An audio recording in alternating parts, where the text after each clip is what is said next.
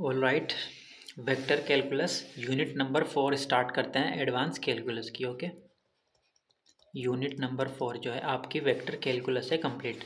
First topic है line integrals. देखो, जब आप किसी फंक्शन वन वेरिएबल को कोई फंक्शन होता था उसको इंटीग्रेट करते थे तो आपको another function F of x मिलता था।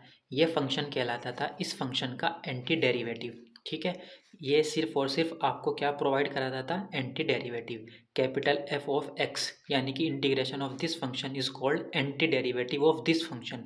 दैट मीन्स अगर आप इस फंक्शन को डिफ्रेंशिएट करते हो तो आपको ये फंक्शन मिलेगा स्मॉल एफ ऑफ एक्स। फिर आपने एक्स को एक इंटरवल के बीच एक्स की वैल्यू आपने ए टू बी ली है तो F of X D x ये आपको प्रोवाइड कराता था area between curve and X axis. Alright, अगर आप एक्स को किसी इंटरवल से चूज़ करते थे ए टू बी, इसको कहते थे डेफिनेट इंटीग्रेशन। तो ये आपको जो क्वांटिटी प्रोवाइड कराता था ये एरिया प्रोवाइड कराता था of this curve from A to B between Y equals to F of X function and X axis. Okay, फिर हमने देखा है डबल इंटीग्रेशन। अगर आप डबल इंटीग्रेट करते हो किसी function F of X Y को Z equals to F of X Y D A over the region R, तो ये आपको प्रोवाइड कराता था volume between this function surface over the region R, volume of this surface over the region R. All right, और अगर आप F of X Y की value 1 ले लेते हैं यहाँ पे तो double integration over the region R D A ये आपको प्रोवाइड कराता था एरिया ऑफ दिस रीजन। ये 2D में कोई रीजन आएगा आर, तो उसको एरिया आप ऐसे फाइंड आउट कर सकते थे with the help of double integration. Then we have studies triple integration. If we triple integrate over solid region of a function F x Y Z D V, ये होता था triple integration of a function over solid region capital D. ठीक है, इसको integration I नाम दे देते हैं। If F of X Y comma Z equals to 1 then triple integration over the reason capital solid region D D V, ये आपको provide कराता था इस सॉलिड रीजन का वॉल्यूम। ठीक है, क्योंकि ये जो सॉलिड रीजन है ये आपका कहाँ है? स्पेस में, एक्स वाई जी प्लेन में।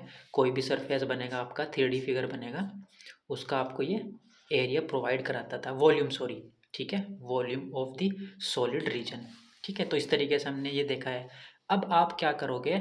आप किसी function F of X Y जी को, टू वेरिएबल भी हो सकता है यहाँ पे, तो हम 3 ले रहे हैं, 3 variable, over a curve integrate करेंगे। सी आपको क्या है? एक कर्व गिवन है, ओवर ए कर्व इंटीग्रेट करते हैं और उसका नोटेशन होता है कुछ इस तरीके से। इस इंटीग्रेशन को बोलते हैं हम लाइन इंटीग्रल। ओके, तो इस लेक्चर में हम वेक्टर कैलकुलस के फर्स्ट लेक्चर में लाइन इंटीग्रल के बारे में पढ़ेंगे। लाइन इंटीग्रल होता क्या है, आपको इससे क्या मिलता है। जैसे आप डबल इंटीग्रेशन की मदद से एरिया फाइंड आउट कर पाते थे, आप सिंगल इंटीग्रेशन की हेल्प से भी आप एरिया फाइंड आउट कर पाते थे, ट्रिपल इंटीग्रेशन से आप वॉल्यूम फाइंड आउट कर पाते थे, something like that. All right, तो बुक आपकी वही रहेगी, थॉमस कैलकुलस। ठीक है, चैप्टर नंबर 16 है integrals and vector fields. To calculate total mass of a wire lying along a curve in space, ये आपका कोई कर्व है स्पेस में एक्स वाई जी प्लेन में। ठीक है, एक क्या है आपका कोई मास ऑफ ए वायर है आपका ये, तो आपको इसका मास कैलकुलेट करना है। और to find the work done by a variable force acting along such a curve, अगर आप पे यहाँ पे कोई फोर्स वर्क कर रहा है तो उस फोर्स के द्वारा कितना वर्क डन किया गया अलोंग दिस कर्व वो भी आप फाइंड आउट कर सकते हैं। We need more general notion of integral then was defined in chapter 5। ये कह रहे हैं कि आप एक सिंपल इंटीग्रेशन करते थे एफ ऑफ एक्स को, वहाँ पे तो आपको एरिया प्रोवाइड होता था इस तरीके से। बट अगर आपको इस स्पेस में कोई वायर है उसका आपको मास फाइंड आउट करना है, या फिर अगर उस पर इस कर्व के अलोंग फोर्स अप्लाई हो रहा है तो ये कितना वर्क डन होगा यहाँ पे, ये कैसे फाइंड आउट करेंगे? तो हमें एक नए नोशन की ज़रूरत है इंटीग्रेशन की, उसी को। ठीक है, we need to integrate over a curve, इस कर्व के अलोंग आपको इंटीग्रेट करना होगा rather than over an integral. जहाँ पे आप इंटीग्रल लेते थे ना, X lies between A to B. ठीक है, एक्स की वैल्यू यहाँ पे क्या थी? फिक्स थी, ए टू बी। तो अब आपको ज़रूरत पड़ेगी ओवर ए कर्व डिफाइन करना पड़ेगा आपको integration. We need to integrate over a curve C rather than over an interval. These more general integrals are called line integrals. ठीक है, जब आप किसी फंक्शन को ओवर एक कर्व इंटीग्रेट करोगे तो उसको हम कहेंगे line integrals. Although path integrals might be more descriptive, we make the definition with the curves in explanation. Okay, इसकी जरूरत नहीं है। Suppose that F of X Y Z is a real valued कोई फंक्शन है, we wish to integrate over the curve C lying within the domain of F and parameterized by R of T. ठीक है, आपको किसी function F of X Y Z को over एक curve सी, ये आपका कोई सी कर्व है, इसकी ये पैरामेट्रिक इक्वेशन आर टी जो वेक्टर फॉर्म में होती है, जैसे फॉर एग्जांपल ये आई होप आपको मालूम है X square plus Y square equals to A square है, circle centred at origin having radius R. तो इसकी जो पैरामेट्रिक इक्वेशन होगी वो कितनी हो जाएगी, A into cos of T I cap plus A into sine of T J cap. ये वेक्टर फॉर्म में एक कर्व को ही रिप्रेजेंट करता है, T lies between two pi. ठीक है, ये भी आपका सेम कर्व को रिप्रेजेंट कर रहा है और ये भी, ये पैरामेट्रिक इक्वेशन कहलाती है। पैरामेट्राइज कर दिया है आपने इस कर्व को। ठीक है, ऑल राइट। तो ये आर टी इस कर्व की क्या है, पैरामेट्रिक इक्वेशन है। तो आपको टी इक्वल्स टू यहाँ से लेकर और यहाँ तक, ठीक है, आपको क्या करना है, ओवर दिस कर्व आपको इंटीग्रेट करना है। ठीक है, तो उसी को कहते हैं लाइन इंटीग्रल। देखो रीमानियन सम जैसे हमने वहाँ पे पढ़ा था, ये सब वही सेम चीज़ है। यहाँ पे हम डिस्टेंस ले लेते हैं डेल्टा एस के, जैसे हमने वहाँ पे डी एक्स डिस्टेंस लेते थे, हम डेल्टा एक्स से मल्टीप्लाई करते थे किसी function. Riemannian sum Y equals to F of X में क्या होता था, वाई इक्वल्स टू जब एफ ऑफ एक्स होता था तो हम एस एन कैसे डिफाइन करते थे, F of X I into delta x I summation I running 1 to n। ठीक है, और अगर इसकी लिमिट एग्जिस्ट कर रही है, limit N tends to infinity S N, उसी को हम सिंबल नोटेशन दे देते हैं लिमिट दिस, और ये बन जाता था integration A to B F of X D X, ऐसे लिखते थे। फिर आप टू वेरिएबल में आए, Z is a function of F X comma Y. हालांकि ये सब बेसिक है, अब मुझे क्योंकि ये बैकलॉग का कोर्स है इन सब की ज़्यादा ज़रूरत नहीं थी, बट फिर भी बिना बेसिक समझाए मज़ा नहीं आता है ना। टू वेरिएबल में कैसे रीमानियन सम हम डिफाइन करते थे, S N equals to summation I running 1 to n F of X I Y I into यहाँ पर होता था डेल ए आई। ठीक है, और अगर ये limit N tends to infinity पर एग्जिस्ट कर रही है, यहाँ पर भी limit N tends to infinity, इसको हम नोटेशन का नाम दे देते हैं double integration over the region R F of X comma Y D A. ठीक है, ये नोटेशन होते थे। यहाँ पर भी वही है, आपने एक स्मॉल डिस्टेंस कंसिडर की है, कंप्लीट डिस्टेंस जो है वो एस है इसकी, यहाँ से लेकर यहाँ तक जो डिस्टेंस ये कवर कर रहा है।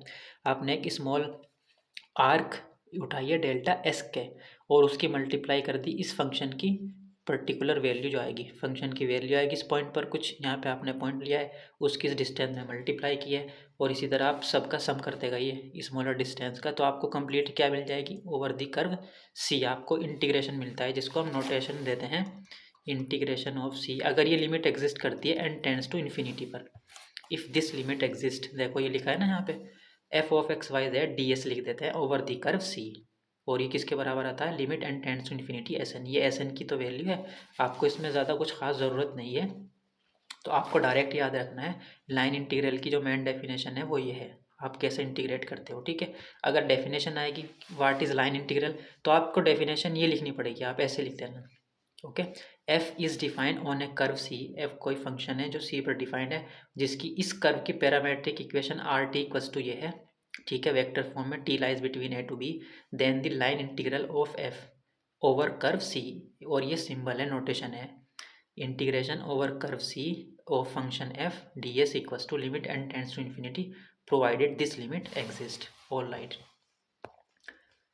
How to evaluate a line integral, आपको एक फंक्शन दिया होगा, आपको इसको इंटीग्रेट करना होगा over a curve C, curve सी भी आपको गिवन होगा। सबसे पहले तो आप इसका पैरामीटराइज करेंगे इस कर्व को, ठीक है, सी का इस फॉर्म में लिखेंगे, पैरामीटराइजेशन करेंगे। फॉर एग्जांपल आपको एक कर्व दिया हुआ है, एक लाइन दी हुई है X plus Y equals to 1, ठीक है, एक लाइन सेगमेंट दिया हुआ है, ओवर दिस लाइन आपको इंटीग्रेट करना है, तो इसकी पैरामेट्रिक फॉर्म में लिखेंगे, इस लाइन को इस फॉर्म में लिखेंगे। वो कैसे लिखेंगे अभी हम देखेंगे। ठीक है, how do we parametrize a curve C. All right, तो इंटीग्रल कैसे फाइंड आउट करेंगे, line integral over a curve C of F x Y, आप कैसे फाइंड आउट करते हैं, ए टू बी ए और बी यहाँ पे क्या होगी, टी की वैल्यूज़ होंगी, और एक्स वाई जी की जगह आप सब्स्टिट्यूट करेंगे, ये X equals to this, Y equals to this and Z equals to this, उस फंक्शन में जो पर्टिकुलर वे गिवन होगी। और यहाँ पे क्या है, वी टी। देखो डिस्टेंस किसके बराबर होती है, वेलोसिटी इनटू टाइम होता है ना। तो डबल इसमें लाइन इंटीग्रल, जब आप फंक्शन को इंटीग्रेट कर रहे थे डीएस आता था, तो डीएस की जगह आपने क्या लिखा है यहाँ पे, वी टी और डी टी लिखा है। देखो ये नज़र आ रहा होगा आपको, वेलोसिटी और डी टी, टी के रेस्पेक्ट में हो गया यहाँ पे, इसको आप ऐसे चेंज कर देते हैं। ठीक है, ये जो डी एस था आपने इसको कैसे चेंज किया, velocity, magnitude of velocity into D T से चेंज कर दिया है डी वी डी एस को। ठीक है, तो यहाँ पे तो आपका जो function F of X Y Z आता था उसको भी आपने टी में कन्वर्ट कर लिया। देखो एक्स की जगह ये जो फंक्शन आएगा वाई का भी टी में आएगा और जेड का भी टी में आएगा, तो ये फंक्शन कंप्लीट किस में आएगा, एक टी का फंक्शन आएगा। वेलोसिटी को मैग्नीट्यूड फाइंड आउट करेंगे, कोई रियल नंबर आएगा, और इस सब को किसके रेस्पेक्ट में इंटीग्रेट करेंगे, टी के रेस्पेक्ट में। ठीक है, यहाँ पे डी एस आता था, डी एस को आपने ऐसे चेंज कर दिया वेलोसिटी इंटू टाइम से। ऑलराइट, ठीक है, अभी क्वेश्चन करेंगे और बेटर समझ आ जाएंगी चीज़ें। If F has constant value one, अगर एफ की वैल्यू कितनी हो जाए, वन हो जाए, then the integral of F over C gives the length of C from T equals to A to B. तो ये जो आपकी इंटीग्रेट करोगे टी इक्वस टू ए से लेकर टी इक्वस टू बी तक, ये आपको लेंथ प्रोवाइड कराएगा। लाइन इंटीग्रल जो आप फाइंड आउट कर रहे हैं ना, अगर आप एफ ऑफ इस फंक्शन की वैल्यू वन ले लेते हैं, ठीक है, तो ये आपको क्या प्रोवाइड कराएगा, डी एस, ये आपको लेंथ प्रोवाइड कराएगा A to B of this curve. ठीक है, यही कहानी लिखी है यहाँ पे। ऑलराइट, डायरेक्ट फंक्शन करते हैं, integrate F of X Y Z, ये आपको एक फंक्शन दे दिया, over the line segment C. आपको सी जो कर्व है वो क्या है, एक लाइन सेगमेंट है, joining the origin to the point. Line segment क्या है, ओरिजिन और इस पॉइंट के बीच ज्वाइन कर किया हुआ। देखो पहले आप देखते हैं,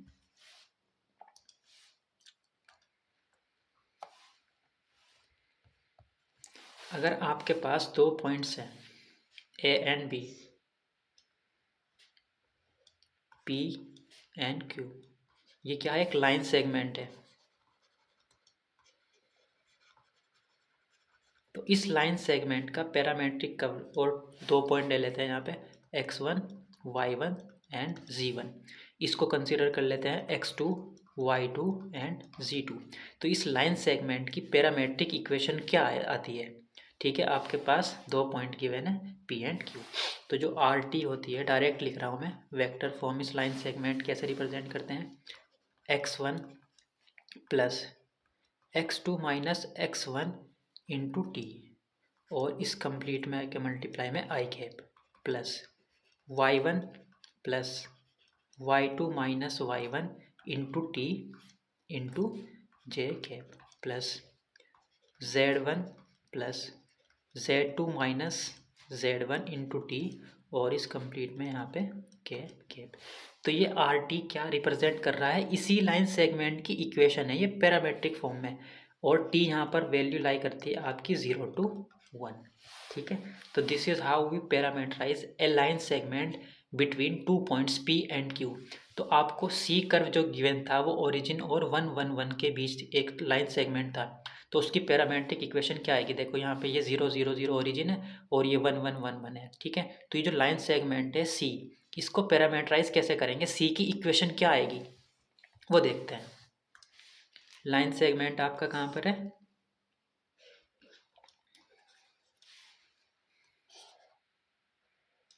ये पॉइंट है आपका 1,1,1, और ये है ओरिजिन 0,0,0। तो इसकी पैरामेट्रिक इक्वेशन निकालते हैं आर टी। ये x1 y1 z1, x2 y2 z2, क्योंकि कहाँ से था, joining the origin to the point. यहाँ पे ये भी ध्यान रखना है, अगर p एंड q को आप इंटरचेंज कर देते हैं तो पैरामेट्रिक इक्वेशन भी चेंज हो जाएगी। तो ओरिजिन से 1 1 की ओर थी ये पैरामेट्रिक लाइन सेगमेंट जो आपका, तो ये x1 y1 z1, x2 y2 z2। तो x1 की वैल्यू कितनी है 0, प्लस x2 की वैल्यू है आपकी 1, और x1 है 0 इंटू टी, और कंप्लीट यहाँ पे है आई के, प्लस वैल्यू सब्स्टिट्यूट करते हैं 0 plus 1 minus 0 into T, sorry यहाँ पे टी आएगा ना, इंटू टी, और ये J cap, plus 0 plus 1 minus 0 into T और ये कंप्लीट के कैप। आपने ये सभी वैल्यूज़ ये x1 y1 z1 x2 y2 z2 यहाँ पे सब्स्टिट्यूट कर दिए, जनरल फॉर्मूला था आपका। इसको सिंप्लीफाई करेंगे, यहाँ पे आएगा T I cap plus t J cap plus T के कैप। तो जो आपका कर्व था सी, उसकी पैरामेट्रिक इक्वेशन ये है R T lies between 0 to 1। Okay, तो आपके पास पैरामेट्रिक इक्वेशन है।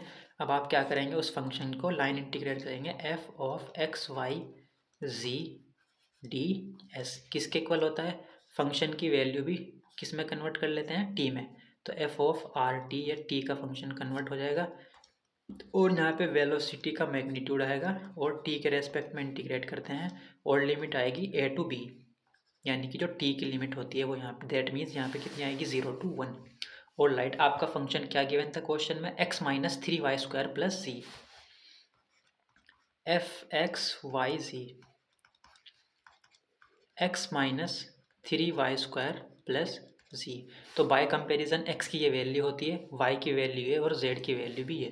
तो x इक्वस टू कितना है t और y इक्वस टू भी कितना है t है और z इक्वस टू कितना है t है। बाय कंपेरिजन यहाँ से आप x y z की वैल्यू फाइंड आउट करते हैं। तो आप t के रेस्पेक्ट जब t में कन्वर्ट करेंगे f ऑफ आर टी से इसको वो करेंगे, x की वैल्यू कितनी सब्स्टिट्यूट करनी है आपको t, 3y की वैल्यू भी कितनी है, तो ये हो जाएगा टी स्क्वायर, जेड की वैल्यू भी कितनी है t, तो ये कितना हो जाएगा 2t माइनस 3t स्क्वायर। ठीक है, x minus 3y² plus Z, यही था ना, हाँ ठीक है। And t lies between 0 to 1। अब किसकी ज़रूरत है आपको, f ऑफ आर टी तो आपने फाइंड आउट कर लिया, वेलोसिटी का मैग्नीट्यूड।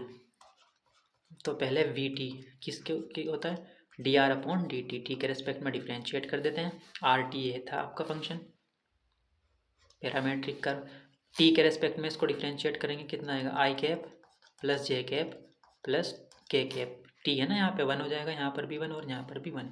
तो इसका मैग्नीट्यूड फाइंड आउट करेंगे, magnitude of velocity, that means यही तो आपको वेलोसिटी है। ये तो वेलोसिटी वेक्टर आया है, एक्चुअल जो वैल्यू होगी वेलोसिटी की वो क्या होगा, इसका मैग्नीट्यूड 1² यही आएगा ना, 1² plus 1² plus 1², that means square root of 3। तो अब सब वैल्यूज़ आप यहाँ पे सब्स्टिट्यूट कर देते हैं। कौन कौन सी वैल्यू, v ऑफ t की वैल्यू आपके पास है, f of R T, F function जो था आपको उस वो भी आपने t की फॉर्म में ले लिया है, और लाइट और a और b की वैल्यू है आपके ये पास, ये 0 to 1। ये सब वैल्यूज़ आप लाइन इंटीग्रल फॉर्मूला में सब्स्टिट्यूट कर देते हैं यहाँ पे। ओके ठीक है, करते हैं सब्स्टिट्यूट, तो कितना आ जाएगा line integral a to b f of R T और वेलोसिटी और t के रेस्पेक्ट में इंटीग्रेशन a टू b यानी कि 0 to 1, t की वैल्यू कितनी है 0 to 1। ठीक है, f ऑफ आर टी कितना था 2t minus 3t square, 2t minus 3t square, और वेलोसिटी कितनी थी √3 और dt, तो √3 तो कांस्टेंट है, एज इट इज़ रहेगा। 2t को डिफरेंस इंटीग्रेट करेंगे तो t² अपॉन 2 आएगा, t से t 2 से 2 कैंसिल हो जाएगा, यहाँ पर 3 कैंसिल आउट हो जाएगा, t³ आएगा और 0 to 1 सब्स्टिट्यूट करते हैं, यहाँ पे कितना आएगा 1 माइनस 1 0 हो जाएगा, 0 सब्स्टिट्यूट करेंगे तो भी 0 आएगा, तो 0 माइनस 0 कितना हो जाएगा, दैट मीन्स 0। तो आंसर कितना आ जाएगा, line integral of function over the curve C is 0। ठीक है, तो जब आपने इस फंक्शन को over the line segment C, ठीक है, क्या क्या इंटीग्रेट किया, तो आंसर आया है 0। ओके, तो आपने देखो ये पैरामेट्रिक फॉर्म यहाँ पे तो कैसे डायरेक्ट लिखी हुई थी ना, सी क्या था, जो कर्व था वो लाइन सेगमेंट थी आपकी और वो ज्वाइन कर रही थी ओरिजिन और 1 1 के बीच, तो आपने उसका डायरेक्ट यहाँ पे पैरामीटराइजेशन ऐसे लिखा है। बट आपको मालूम है 2 पॉइंट हैं, इन दोनों को ज्वाइन कराने वाली लाइन सेगमेंट की पैरामेट्रिक क्या होती है, ऐसे this is how we parameterize a line segment between 2 points P and Q। T को हमेशा यहाँ पे क्या रखेंगे 0 to 1 के बीच। ओके, तो आपने सबसे पहले क्या किया, ओरिजिन और 1 1 1 के बीच पैरामेट्रिक फॉर्म निकाली उस लाइन सेगमेंट की, ये आई थी, और वेलोसिटी की वैल्यू फाइंड आउट की and substitute all these values in this equation. Okay, I hope आप ये क्वेश्चन इजीली समझ पाए हो। ऑल राइट, नेक्स्ट देखते हैं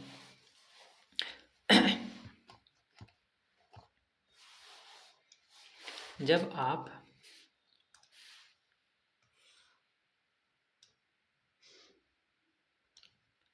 x axis, Y axis and Z axis, ठीक है। तो ये पॉइंट था आपका 1,1,1। आप ओरिजिन से डायरेक्ट एक लाइन सेगमेंट के थ्रू यहाँ पर पहुँच गए, ठीक है। बट अगर आपको ओरिजिन से 1,1 पर पहुँचना है और आप डिफरेंट पाथ चूज़ कर रहे हो, पहले आप कहाँ पर जा रहे हो, आप पहले आपने ट्रेवल किया इस कर्व के अलोंग, पहले आप 1,1,0 पर गए, ठीक है। उसके बाद आप गए हैं यहाँ पर डायरेक्ट, ठीक है। उसके बाद आपने इस कर्व के अलोंग, पहले आप ओरिजिन से 1,1,0 पर गए, तो ये पाथ मान लेते हैं C1 कर्व है। फिर आप 1,1,0 से आप कहाँ पर गए, ये परपेंडिकुलर आएगा, इसको थोड़ा ऐसे बना लेते हैं, 1,1 है ना पॉइंट यहाँ, तो ये कुछ इस तरीके से आएगा, ऑल राइट, ठीक है। तो पहले आप गए थे ओरिजिन से 1,1,0 पॉइंट पर, और उसके बाद आप 1,1,0 से कहाँ पर पहुँचे, 1,1,1 पर। ये कर्व मान लेते हैं C2। तो देखो आप क्या कर रहे हैं, यहाँ पर आप डायरेक्ट पहुँच गए थे इस पाथ के अलोंग, C कर्व के अलोंग आप 0 से 1,1 पर गए थे। बट आप यहाँ पे दो पाथ चूज़ कर रहे हैं, दो कर्व के अलोंग 1,1 पर पहुँच रहे हैं। ओरिजिन से पहले आप यहाँ आए, फिर यहाँ से आप 1,1,1 पर ट्रेवल किया है। तो इन दो कर्व से आप कैसे लाइन इंटीग्रल फाइंड आउट करते हो।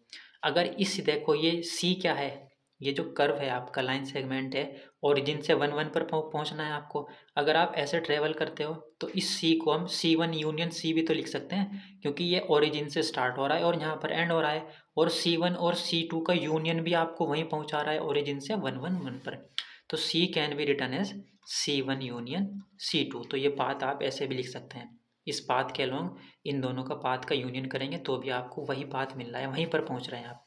तो अगर आप ओवर ए कर्व C को इंटीग्रेट करना है, और C can be written as C1 union C2, तो आप कैसे लिख सकते हैं, line integral over a curve C of a function f ds equals to कैसे लिख सकते हैं, पहले आप C1 के अलोंग कर लेते हैं एंड देन C2 के अलोंग, प्लस दोनों का सम आ जाता है ds, एंड यहाँ पर भी ds, ठीक है। जैसे डबल इंटीग्रेशन करते थे, ब्रेक कर सकते थे हम, ठीक है, R1 यूनियन R2 लिखते थे वहाँ पर, इसी तरह भी हम यहाँ पर भी, आपने ये C1 क्या है, C यहाँ पे है C1 और C2 का यूनियन है, क्योंकि यहाँ पर आप वही पाथ पर पहुँच रहे हैं, एंडिंग और स्टार्टिंग पॉइंट सेम है, यहाँ पर भी इस पाथ के अलोंग भी आप वहीं पहुँच रहे हैं, ठीक है। तो अब आप देखेंगे, आप इस फंक्शन को, जो अब क्वेश्चन गिवन था हमारा ये, इस फंक्शन को अगर हमें 1,1 पर पहुंचना है, इस पाथ के अलोंग, तो हमने देखा है लाइन इंटीग्रल क्या है अलोंग दिस कर्व। बट अगर हम ये ले लेते हैं दोनों कर्व, तब देखते हैं लाइन इंटीग्रल क्या आता है। तो अलोंग C1 देखते हैं, तो C1 की पैरामेट्रिक फॉर्म क्या आएगी, C1 क्या है, 0, 0, 0 और 1, 1, 0 के बीच लाइन सेगमेंट है, 0, 0, 0 एंड 1, 1, 0 के बीच। तो जो C1 की पैरामेट्रिक इक्वेशन आएगी RT, वो कितनी आ जाएगी, 0 + 1 - 0 × t, यानी कि टी आई कैप आएगी। मैं यही फॉर्मूला डायरेक्ट अप्लाई कर रहा हूँ यहाँ पे, parameterisation of a line segment between 2 points P and Q, x1 y1 z1 x2 y2 z2। तो यहाँ पर आ जाएगा 0 + 1 - 0 × t, that means T J cap, T J cap आएगा, फिर +0, 0 - 0 के कैप की यहाँ पे हो जाएगी वैल्यू 0, ऑल राइट। तो ये क्या है, C1 है, इस कर्व का पैरामेट्रिक फॉर्म है। इसी तरह C2 फाइंड आउट करते हैं, C2 यहाँ पर भी मैं डायरेक्ट अप्लाई कर रहा हूँ, 1, 1, 0 और 1, 1 के बीच, दैट मीन्स यहाँ पे 1 आएगा, +1 - 1, 0 की, दैट मीन्स I हो जाएगा, ठीक है, +1 आएगा, 1 - 0 हो जाएगा, यहाँ पर भी जे कैप आएगा, प्लस ये 0 हो जाएगा, 1 - 0, that means t × k cap आएगा, ठीक है। ये था आपका पैरामेट्रिक फॉर्म। यहाँ पर t कहाँ से कहाँ लाई करता है, 0 to 1, ठीक है। यहाँ पर भी t कहाँ से कहाँ लाई करेगा, 0 to 1। तो इसी तरह ये जो क्वेश्चन था ये कर रहे हैं एक्चुअली हम। Figure 16.3 shows another path from the origin to 1,1। तो ये कह रहे हैं, ये जो फिगर है, आपको 0 से 1,1 पर पहुँचना है, तो आप इस पाथ के अलोंग जा रहे हैं, पहले C1 पे आपने ट्रेवल किया, फिर इस पाथ के अलोंग आपने ट्रेवल किया, आप ओरिजिन से 1,1 पर ही पहुँच गए, ठीक है। और ये जो कि एक यूनियन है C1 और C2 लाइन सेगमेंट का, तो आपको इंटीग्रेट करना है over C1 union C2।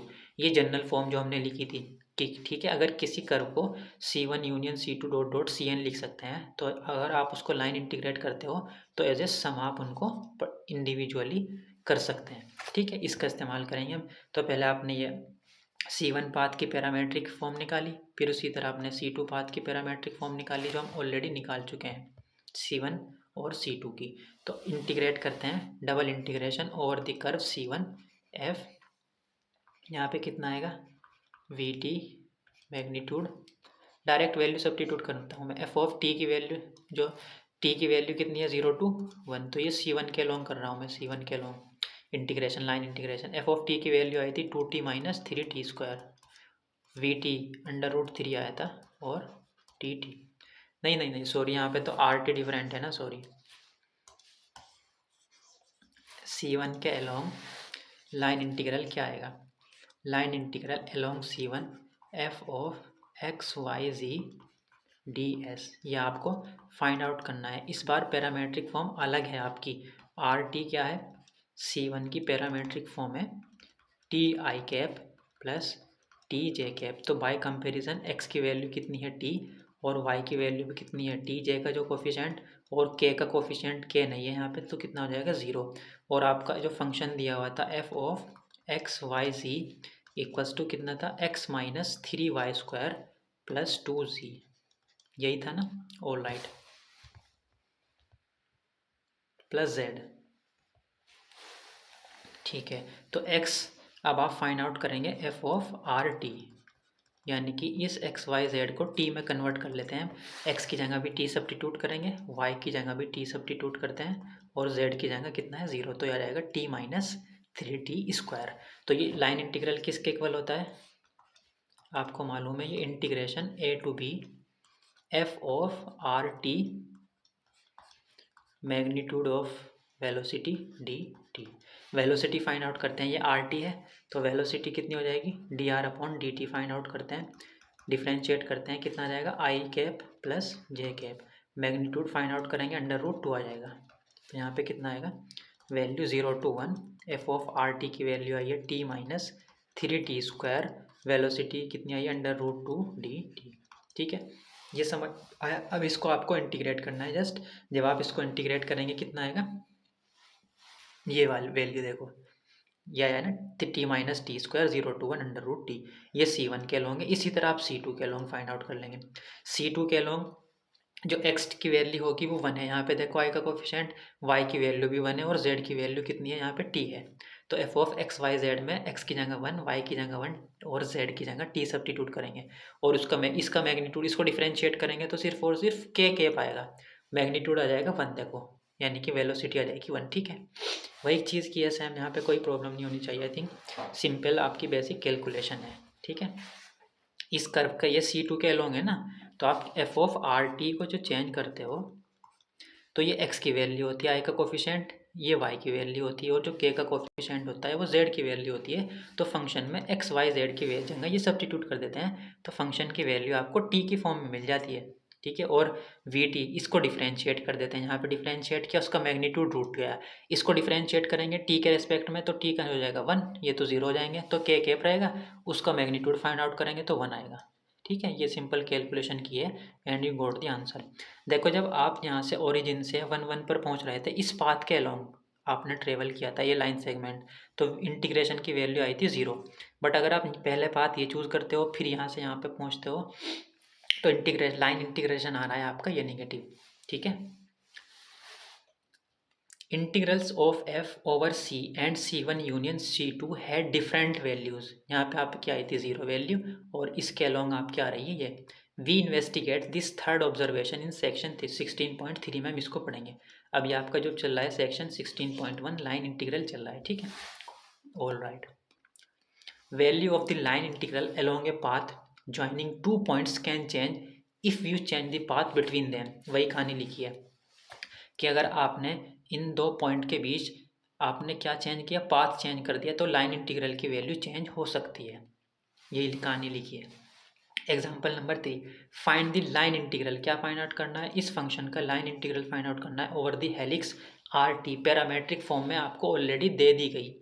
Helix की पैरामेट्रिक फॉर्म भी गिवन है, आपको निकालने की ज़रूरत नहीं है। T lies between 0 to pi.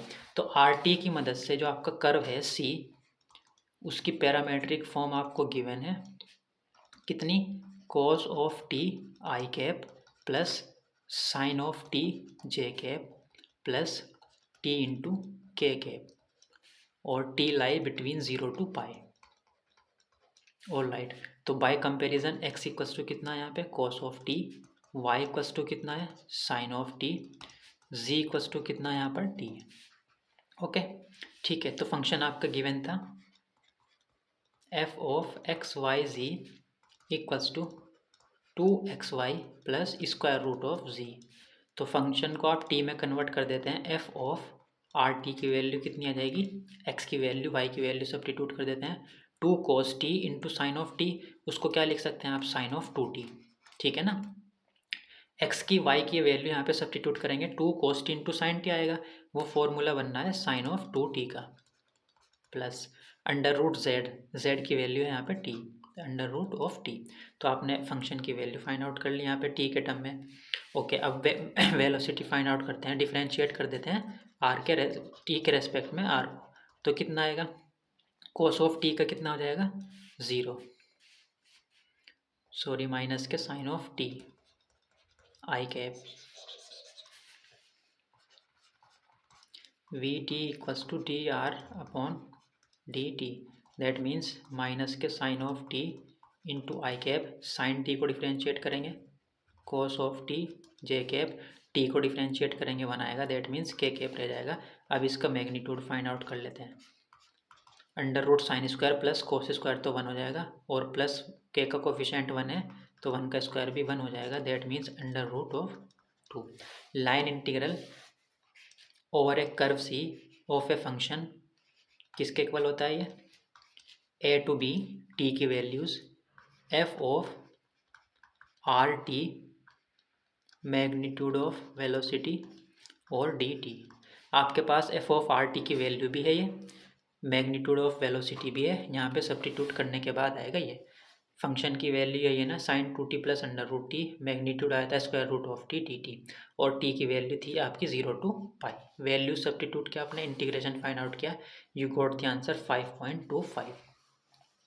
Mass and moment calculation, देखो जैसे हमने ट्रिपल इंटीग्रेशन की मदद से centre of mass find out करते थे ना, और मास भी फाइंड आउट करते थे। मास कैसे फाइंड आउट करते थे, किसी रीजन डी का डेंसिटी को ट्रिपल इंटीग्रेट करते थे, ठीक है। इसी तरह हम यहाँ पे लाइन इंटीग्रल, अब रीजन तो आपका ये सॉलिड रीजन नहीं है, आप तो अब ओवर ए कर्व इंटीग्रेट कर रहे हो, तो ओवर ए कर्व किसी किसी कर्व का अगर डेंसिटी फंक्शन आपको गिवन है, तो आप मास कैसे फाइंड आउट करेंगे उस कर्व का, उस वायर का। We treat coil springs and wires as mass distributed along smooth curves in space. The distribution is described by continuous function, density function होती है obviously, representing mass per unit length. When a curve C is parameterise, R T को आपको parametric curve इसकी given होगी, इसकी जो भी curve आपको गिवन होगा, तो आप D S upon D T की ऐसे वैल्यू फाइंड आउट करते हैं वेलोसिटी की, D S upon D T ऐसे ही तो फाइंड आउट करते हैं।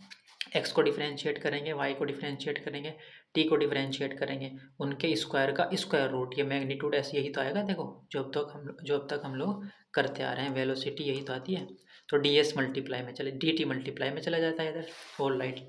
तो मास आप ऐसे फाइंड आउट करते हैं, ठीक है, ओवर ए कर्व सी, और उस सी कर्व की पैरामेट्रिक फॉर्म गिवन होती है आपको, ये integration A to B density और into velocity into D T, ठीक है, सेम चीज़ है, ये मैग्नीट्यूड ही तो है वेलोसिटी का, ये मैग्नीट्यूड ही आता है ये। ओके, यहाँ पे डेंसिटी आ गया फंक्शन की जगह, यहाँ पे डेंसिटी आ गई, तो अगर आप डेंसिटी को over along a curve C integrate करते हैं, तो आपको क्या मिलता है, मास मिल जाता है उस कर्व का, ठीक है, ए टू बी तक, all right. A slender metal arc, denser at the bottom than top, lies along this semicircle, y square plus z square, ये आपको गिवन है, y z प्लेन में है, y square plus z square equals to 1, z greater than equals to 0, इसीलिए semi circle z की positive direction में आ रहा है in the y। Find the centre of the arc, centre का मतलब सेंटर ऑफ मास की बात कर रहे हैं यहाँ पे, सेंटर ऑफ मास, ओके ठीक है, centre of arcs mass if the density at the point on the arc is this. ठीक है, आपको डेंसिटी प्रोवाइड की गई है और आपको ये कर्व गिवन है Y square plus Z square, तो इसकी पैरामेट्रिक फॉर्म क्या हो जाएगी, वाई की जगह कोस टी और जेड की जगह साइन टी ले लेते हैं और टी लाई बिटवीन 0 टू पाई। देखो कंप्लीट सर्किल नहीं है यहाँ पे, ये ध्यान रखना, टी 0 टू 2 पाई तब लेते हैं। यहाँ पे कहाँ से स्टार्ट हो रहा है, ये 0 से लेकर आपका टी की वैल्यू पाई तक रहेगी। तो आपने इसको पैरामेट्रिक किया। अच्छा, जो सेंटर ऑफ मास होता है वो पॉइंट आता है ना X bar, Y bar and Z bar. अब देखो ये क्या है, ये सिमेट्रिक कर्व नज़र आ रहा है ना आपको, तो इसका सेंटर ऑफ मास कहाँ पर लाई करेगा, जेड एक्सिस पर, क्योंकि ये सिमेट्रिक है अबाउट जेड एक्सिस। और सेंटर ऑफ मास अगर जेड एक्सिस पर है तो एक्स कोऑर्डिनेट भी जीरो, वाई कोऑर्डिनेट भी जीरो। दैट मीन्स आपको जस्ट क्या फाइंड आउट करना है, जेड फाइंड आउट करना है। ठीक है, और ये फॉर्मूला है लाइन इंटीग्रल में, आप कैसे फाइंड आउट करते हैं, जैसे ट्रिपल इंटीग्रेशन में क्या होता था, centre of mass X Y bar, X bar Y bar Z बार।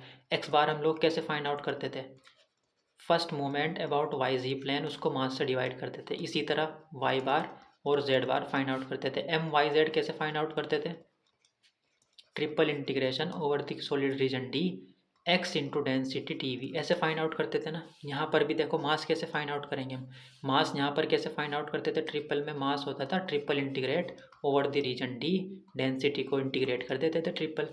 यहाँ पर भी तो एलोंग ए कर्व सी कर रहे हैं यहाँ पे डेंसिटी को इंटीग्रेट, आप ये लाइन इंटीग्रल आ गया यहाँ पे। ठीक है, इतना फर्क है। फर्स्ट मोमेंट क्या आएंगे, एक्स इंटू डेल्टा, देखो एक्स इंटू डेंसिटी आ रही है नहीं, over the along a curve C, यहाँ पे लाइन इंटीग्रल है, इतना फर्क है। First moment about X Z plane, Y into density को इंटीग्रेट कर रहे हैं, वही चीज़ है सेम।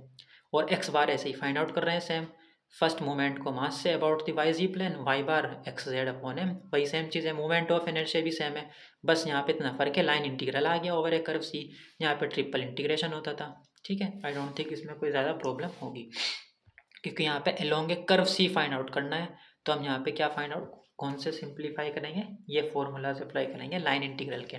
तो पहले आपने Y square plus Z square को पैरामेट्रिक कर्व में लिखा। ठीक है, तो बाय कंपेरिजन यहाँ से एक्स की वैल्यू कितनी आ जाएगी, कोस ऑफ टी,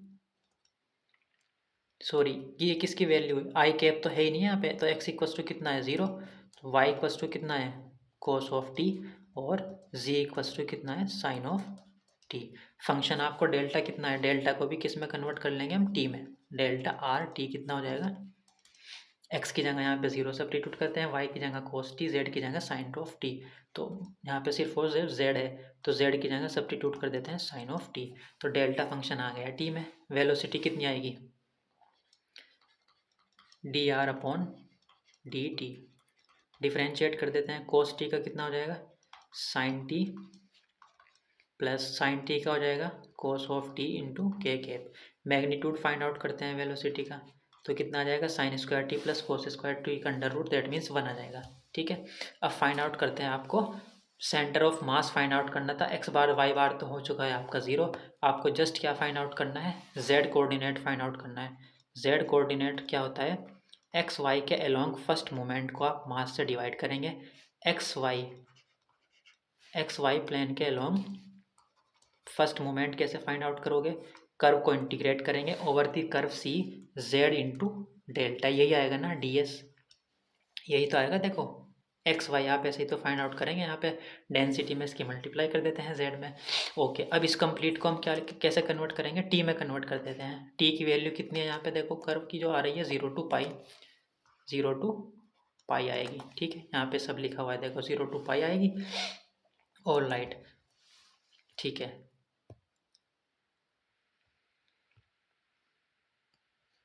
ठीक है, और लाइट ये है X Y, first moment about the plane X Y.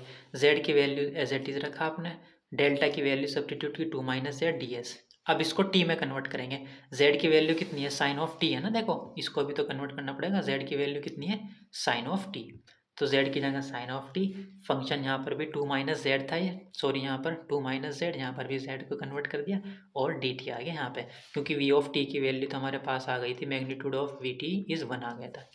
ये देखो यहाँ पे ये 1 आया हुआ है ना, ठीक है ऑलरेडी यहाँ पे। तो डी एस इक्वस टू होता है ये ये इसी जैसे ही तो चेंज करते हैं हम, ds को क्या लिखते हैं, magnitude of we T into D T, ऐसे चेंज करते थे। अब क्योंकि ये वैल्यू 1 थी ऑल राइट, तो इसको इंटीग्रेट किया आपने, इंटीग्रेशन करने के बाद आया 8 minus pi upon 2, first movement about X Y plane, और मास होता है ये integration of density along curve C. Density की वैल्यू 2 माइनस जेड थी, इसको टी में कन्वर्ट कर लिया, जेड की जगह साइन टी, और टी की limit 0 to pi D T. ठीक है, क्योंकि वेलोसिटी का मैग्नीट्यूड तो 1 था, तो 2 पाई माइनस 2 आ गया मास, इसको डिवाइड कर देते हैं मास से। ठीक है, तो आपको जेड कोऑर्डिनेट मिल जाता है सेंटर ऑफ मास का। अब क्योंकि एक्स बार वाई बार तो क्या थे, 0 थे, क्योंकि जेड एक्सिस पर लाई कर रहा था ये। You got the answer, centre of mass of this arc in Y Z plane. ठीक है, ये सिमेट्रिक था ना फिर जेड एक्सिस के अबाउट, तो that means centre of mass symmetric जिस एक्सिस के अबाउट होता है उसी पर लाई करता है, तो इसी वजह से यहाँ पे एक्स बार वाई बार निकालने की आपको ज़रूरत नहीं थी। लाइन इंटीग्रल्स इन दी प्लेन, ये ज़्यादा खास सिलेबस में है नहीं, क्वेश्चन इसी तरह करेंगे आप इसमें कोई। All right, match the vector equations in exercise 1 to 8 with the graph A H. ये आपको ग्राफ दिए गए हैं, 1 2 3 4 5 6 8 ग्राफ दिए हैं, और 8 इक्वेशन दी गई है आपको। ये बताना है ये कौन सी इक्वेशन को रिप्रेजेंट कर रहा है ये ग्राफ। ये आपको पैरामेट्रिक फॉर्म में कर्व की इक्वेशन दी हुई है। तो फर्स्ट जो कर्व गिवन है आपको वो कितना है, R T equals to T I plus 1 minus T.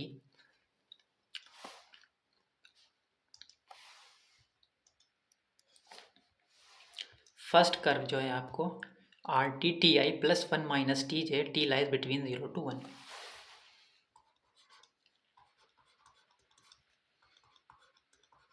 T I plus 1 minus T into J and T lie between 0 to 1।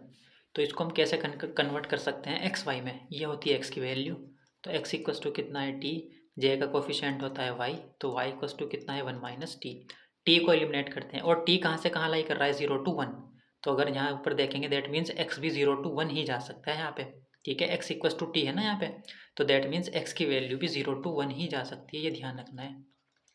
ठीक है, क्योंकि ये लाइन नहीं आएगी, एक लाइन सेगमेंट आएगी, आपने टी को फिक्स कर दिया, ऐसे नहीं आपकी लाइन ऐसे ही जा रही है, ये लाइन है, लाइन सेगमेंट होती है बिटवीन टू लाइन।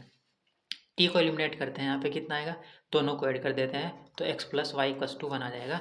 तो ये किसको रिप्रेजेंट कर रहा है, एक्स वाई प्लेन में। देखो ये एक्स वाई प्लेन अगर मैं लेता हूँ, अगर 3D में ही लेता हूँ मैं, तब कैसे लिखेंगे यहाँ पे, ये एक्स, ये वाई, और ये जी।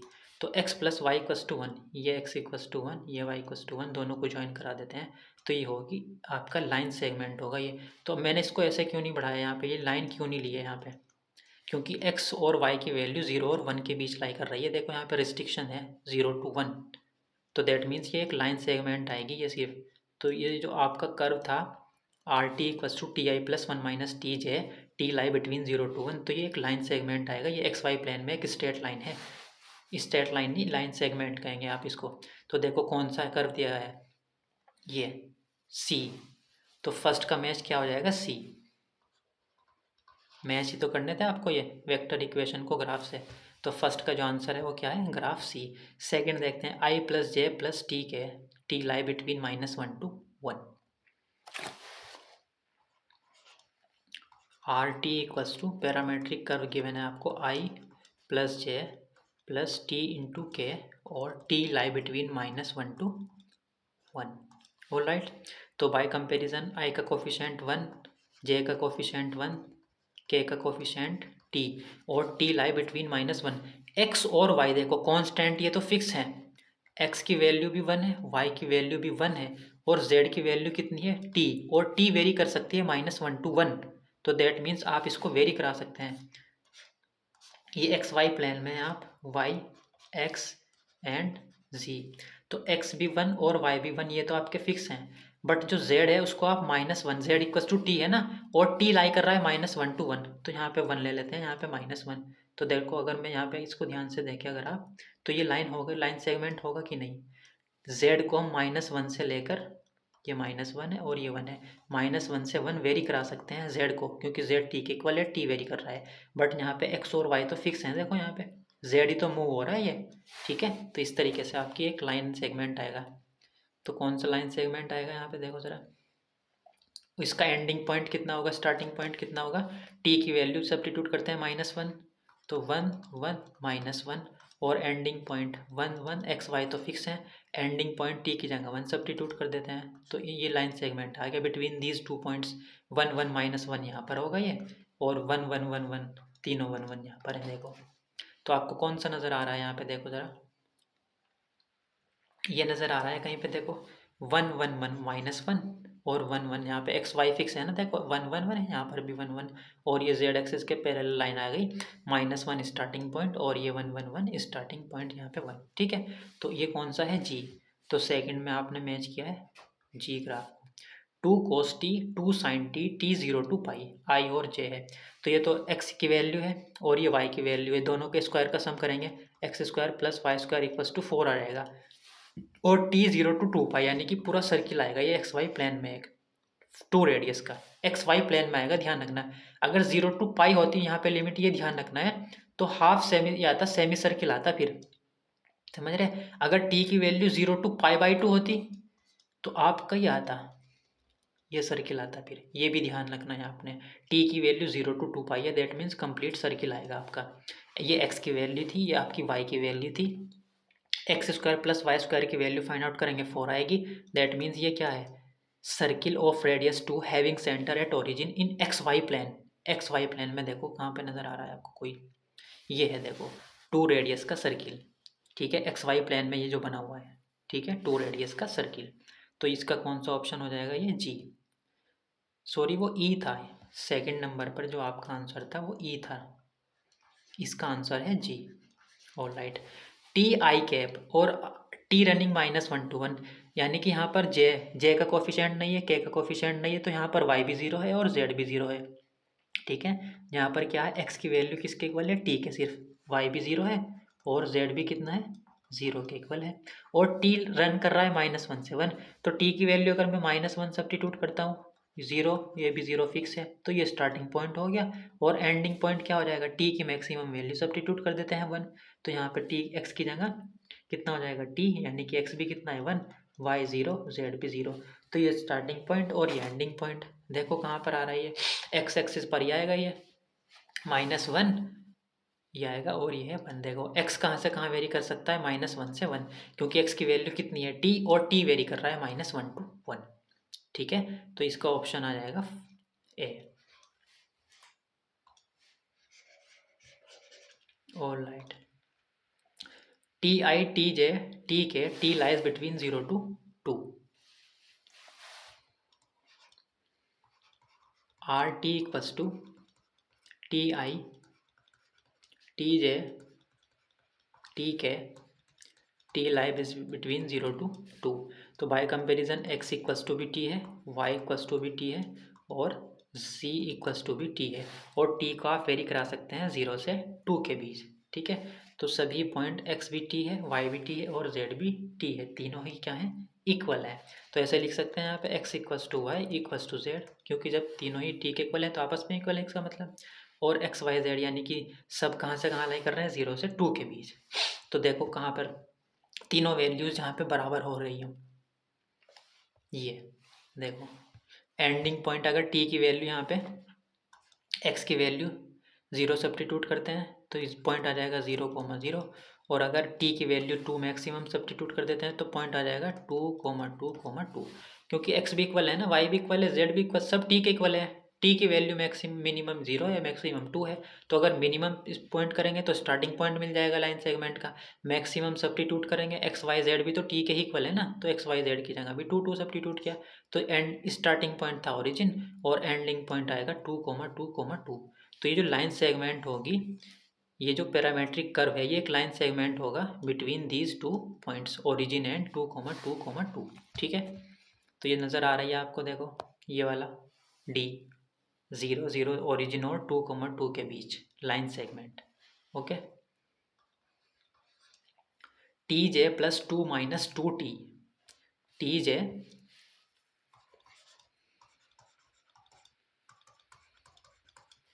प्लस 2 माइनस 2 के cap and T lie between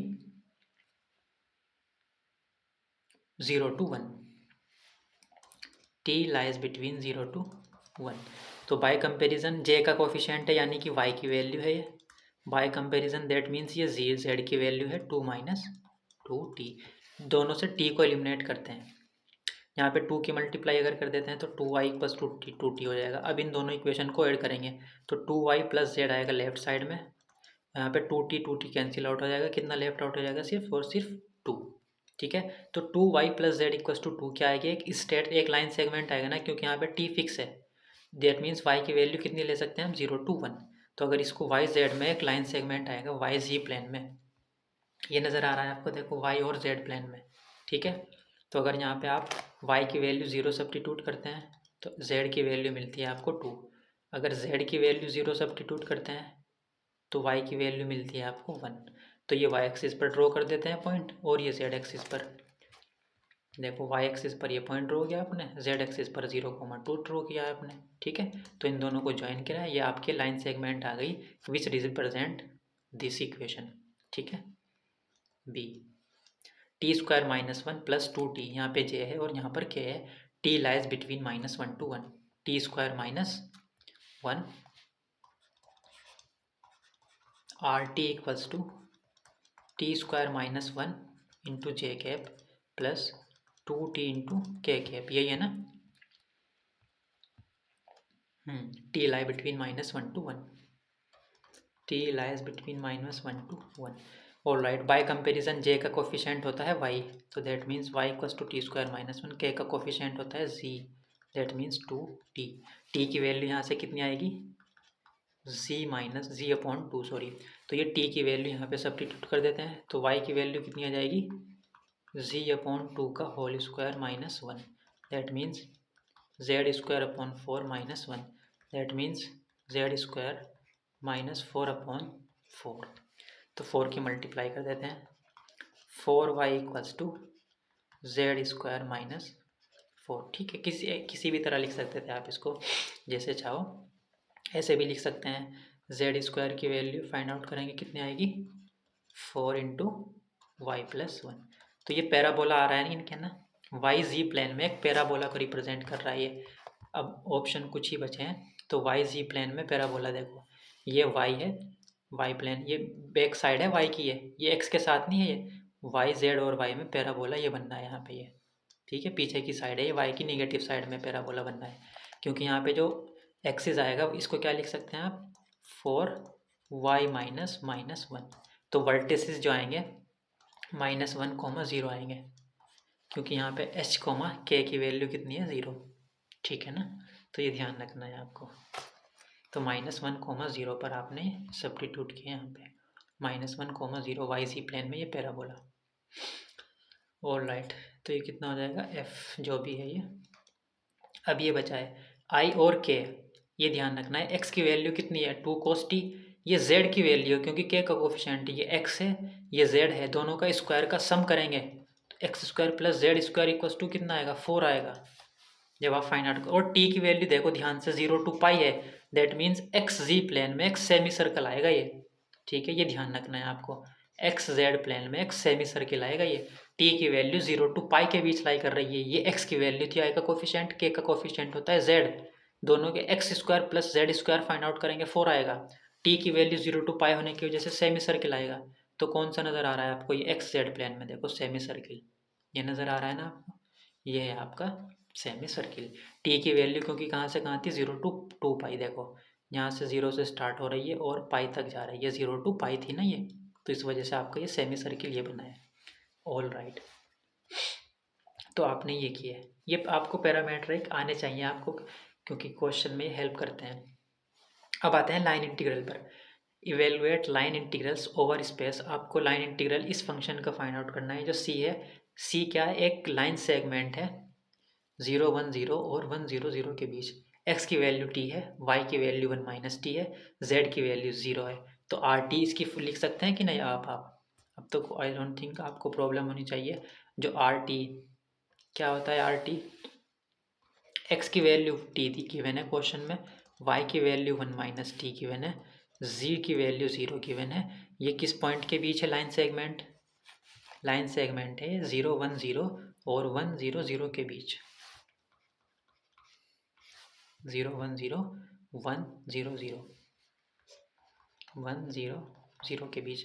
ठीक है, तो पैरामेट्रिक फॉर्म कितनी जाएगी इसकी, R T equals to X I cap that means T I cap, Y J cap that means 1 minus T into J cap, Z K cap, ये तो 0 है तो के कैप नहीं आएगा। ठीक है, तो ये भी आ गया। अब वो आपको फंक्शन जो इसको इंटीग्रेट करना था, आपको जो इंटीग्रेशन पूछा गया line integral X plus Y D S, यही पूछा गया। और जो सी कर्व है वो ये गिवन था आपको, आपने उसकी पैरामेट्रिक फॉर्म में इक्वेशन लिख लिया यहाँ पे। ठीक है ना, X plus Y D S. तो ये फंक्शन है एक्स प्लस वाई आपका। तो फंक्शन कितना है आपका, एक्स कोमा वाई कोमा जी का जो फंक्शन है वो इस बार है एक्स प्लस वाई। एक्स की वैल्यू कितनी है टी, प्लस वाई की वैल्यू कितनी है 1 माइनस टी, कितना आ जाएगा 1। अब क्या फाइंड आउट करें, ये किसके इक्वल होता है line integral, A to B F of R T, function को भी टी में कन्वर्ट कर लेते हैं। तो ये आपने क्या किया, ये एफ ऑफ आर टी निकाला है। ये तो एक्स वाई की वैल्यू आपने टी की फॉर्म में सब्स्टिट्यूट किया ना, तो ये जो आएगा ये एफ एक्स वाई जेड तो ये था, तो एफ ऑफ आर टी आ जाएगा ये। ठीक है, ऑल राइट। तो इसकी वैल्यू भी आ गई आपके पास, मैग्नीट्यूड ऑफ वेलोसिटी और डी टी ये आता है ना।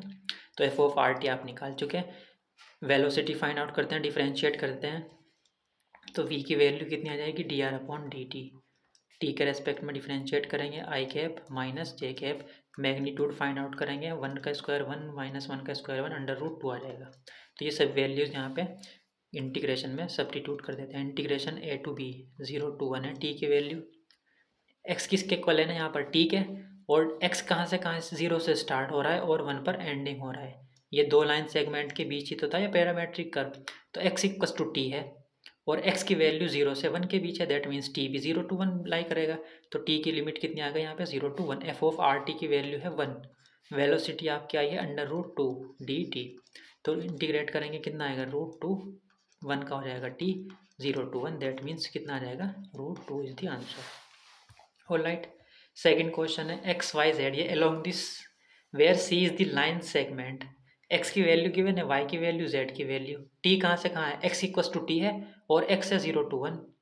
तो सेम क्वेश्चन है कि नहीं, यहाँ पे एक्स की वैल्यू सब्स्टिट्यूट कर देते हैं, वाई की वैल्यू सब्स्टिट्यूट कर देना, जेड की वैल्यू सब्स्टिट्यूट कर देना और लिमिट हो जाएगी 0 to 1 टी की वैल्यू।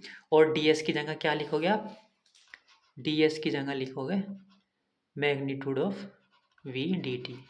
वी कैसे निकालेंगे, पहले आपको आर टी कितना आएगा, आर जो आएगा, आर टी की वैल्यू होती है एक्स आई कैप यानी कि t I cap plus y J cap that means 1 minus T into के cap, j cap sorry, 1 minus T into जे कैप प्लस जेड कितना है 1, तो 1 इंटू के कैप, ये आएगी आर टी की वैल्यू। इसको डिफरेंशिएट करेंगे, उसका मैग्नीट्यूड निकालेंगे। ये सेम क्वेश्चन है, इसमें आपको कुछ खास वो नहीं करना है। ठीक है, फॉर्मूला बेस्ड क्वेश्चन है, ये भी हो जाएगा ये भी हो जाएगा। यहाँ पर तो आर टी की वैल्यू आपको दे ही दी है ना, आर टी की वैल्यू है ना, ये एक्स की वैल्यू 2t हो जाएगी, वाई की वैल्यू t हो जाएगी यहाँ पे, और z की वैल्यू 2 माइनस 2t। लिमिट भी आपको गिवन दे ही दी, आपको 0 to 1 लिमिट हो जाएगी यहाँ पर। एक्स वाई जेड की वैल्यू यहाँ पे सब्स्टिट्यूट कर देंगे, एक्स की जगह 2t, वाई की जगह t, z की जगह 2 माइनस 2t, और ds की वैल्यू भी निकालेंगे। पहले आर टी को डिफ्रेंशिएट करेंगे, फिर उसका मैग्नीट्यूड, तो वेलोसिटी का मैग्नीट्यूड आएगा और t के रेस्पेक्ट में इसको डिफ्रेंशिएट करेंगे। ये सिंपल है बिल्कुल, सब कुछ आपके सामने है। एक्स की वैल्यू है यहाँ पर, वाई की वैल्यू है, जेड की वैल्यू है, यहाँ पे सब्स्टिट्यूट करेंगे, वेलोसिटी निकालेंगे, टी की वैल्यू माइनस 2 पाई से 2 पाई है।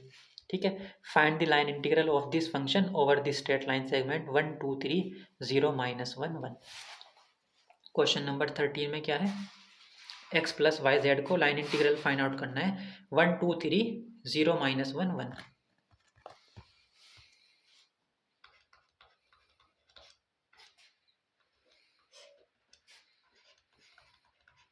0 माइनस 1 एंड 1।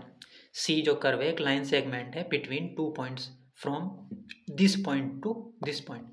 तो आपको पैरामेट्रिक फॉर्म तो आपको निकालनी पड़ेगी ना यहाँ पे आर टी की। ये x1 y1 z1 x2 y2 z2, तो पैरामेट्रिक फॉर्म में डायरेक्ट लिख रहा हूँ, स्टार्टिंग में ही हमने पढ़ा था। यहाँ पे आता है x1 प्लस, फिर आप करते हैं x2 माइनस x1, तो माइनस 1 इंटू टी आएगा, और इस कंप्लीट के बाद लिखते हैं आप आई के। ठीक है, प्लस यहाँ पे आता है x2 प्लस, सॉरी y2 फिर आता है y2 माइनस y1 थे मीन -3 इंटू टी, और इस कंप्लीट के बाद आता है j प्लस यहाँ पे आएगा 3,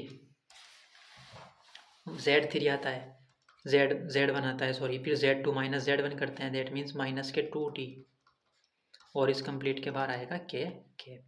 ठीक है, ये सब आपने parametric form between two line segment मैंने फॉर्मूला लिखा हुआ है, x1 x2 minus x1 into T, y1 y2 minus 1 into T, z1 z2 minus z1 into T. ठीक है ना, ऑल राइट। तो ये कितना हो जाएगा, 1 minus T I cap, 1 minus T I cap plus 2 minus 3t J cap, 3 minus 2t के cap, और टी लाइन जब इस तरह दो लाइन सेगमेंट के बीच करते हैं तो टी की वैल्यू फिक्स होती है 0 to 1। अब आपके पास x की वैल्यू कितनी है bye comparison, 1 minus T, y की वैल्यू कितनी है 2 माइनस 3t, z की वैल्यू कितनी है 3 माइनस 2t। इसको डिफ्रेंशिएट भी कर देते हैं हैंड टू हैंड। पहले फंक्शन आपको क्या गिवन था, f x plus Y plus Z को आपको लाइन इंटीग्रेट फाइंड आउट करना था, तो f की वैल्यू t के टर्म में फाइंड आउट कर लेते हैं पहले, f of R T, x की वैल्यू प्लस y की वैल्यू प्लस z की वैल्यू, जब आप इसको ऐड करेंगे 1 प्लस 2 प्लस 3 कितना हो जाएगा 6, t 2t और 3 2 4 5 माइनस 6 माइनस 6t हो जाएगा। ठीक है, यही आएगा ना जब आप ऐड करेंगे, ऑल राइट। अब डिफ्रेंशिएट भी कर देते हैं, तो D R upon D T, यहाँ पे डिफ्रेंशिएट करेंगे माइनस के 1 रह जाएगा, दैट मीन्स माइनस आई के। अब डिफ्रेंशिएट करेंगे माइनस 3 जे के, डिफ्रेंशिएट करेंगे माइनस 2 के। मैग्नीट्यूड फाइंड आउट करेंगे, ये v के इक्वल होता है ना, 1 का स्क्वायर 3 का स्क्वायर 9 और 10 2 का अंडर रूट 40, ऑल राइट। तो integration over the curve C of x plus Y plus Z ds किसके इक्वल होता है, t की वैल्यू 0 to 1 लाई कर रही है, x plus Y plus Z की वैल्यू कितनी है 6 माइनस 6t, वेलोसिटी का मैग्नीट्यूड आया under root 14 into D T, यही होती है। इसको सिंप्लीफाई करेंगे कितना आएगा, सिंप्लीफाई करने के बाद आपका आंसर आएगा 3 इंटू अंडर रूट 14। ये आपने करके देखना है खुद ब खुद इंटीग्रेशन। ठीक है, 13 हो गया, 14 कर लेंगे आप, x की वैल्यू t, y भी t है, z भी t है। ठीक है, वेलोसिटी का मैग्नीट्यूड फाइंड आउट करेंगे, अंडर रूट 3 आएगा, अंडर रूट 3 आएगा जब आप निकालोगे। t की वैल्यू 1 to इन्फिनिटी है, तो मैं इसका अगर डायरेक्ट लिखना चाहूँ, इसका जो आंसर आएगा 1 to इन्फिनिटी t की लिमिट है, फंक्शन है ये, x square plus T square plus T square plus T square 3t square होएगा, और रूट 3 ऊपर है तो 1 upon under root 3t square ही आएगा, ऑल राइट। वेलोसिटी की वैल्यू भी कितनी है रूट 3 है, और यहाँ पे कितना आएगा log ऑफ t आएगा। ठीक है ना, हाँ, x की वैल्यू भी t है, y भी t है, z भी t है, तो 3t स्क्वायर हो जाएगा ना, ऑल राइट। और अंडर रूट 3 ऊपर था तो रूट 3 रह गया था यहाँ पे। ठीक है, वेलोसिटी की वैल्यू है, और ये रूट 3 से रूट 3 कैंसिल आउट, और इसको इंटीग्रेट करेंगे माइनस 1 अपॉन टी आ जाएगा, 1 अपॉन टी स्क्वायर को 1 to इन्फिनिटी, लिमिट सब्स्टिट्यूट करेंगे minus 1 upon infinity, minus minus plus 1 upon 1, 1 upon infinity tend करता है 0 को, दैट मीन्स आंसर आ जाएगा इसका 1। ठीक है, आई होप अब आप लोग ये कर लेंगे। क्वेश्चन नंबर 15, पहले आपको C1 कह लो, C क्या है, एक पाथ है 0 0 0 से 1 1 के जाने के लिए। ठीक है, और इसको आप दो तरीके से जा सकते हैं, ये C1 C2 एक क्वेश्चन ये है, इसकी C1 का पैरामेट्रिक फॉर्म ये है, C2 की पैरामेट्रिक फॉर्म आपको गिवन है क्वेश्चन में। इस पाथ के लॉन्ग देखना है आपको, फिर इस पाथ के लॉन्ग यहाँ पे आप जा रहे हैं, पहले C1 ये है, C2 ये है और C3 ये है। तो ये तो कर लोगे आप, जैसे हमने एक क्वेश्चन किया था, आप 0 से 1 1 के बाद दो पाथ के लॉन्ग जा रहे हैं, तो जो 0 से 1 1 के बीच C1 यूनियन C2 आएगा, पहले इसका आपके निकालना है, ये x की वैल्यू है, ये y की वैल्यू है, z की वैल्यू यहाँ पे 0 है, तो C1 के लॉन्ग निकाल लेंगे आप लाइन इंटीग्रल, इसी तरह C2 के लॉन्ग निकालेंगे, दोनों का सम करेंगे।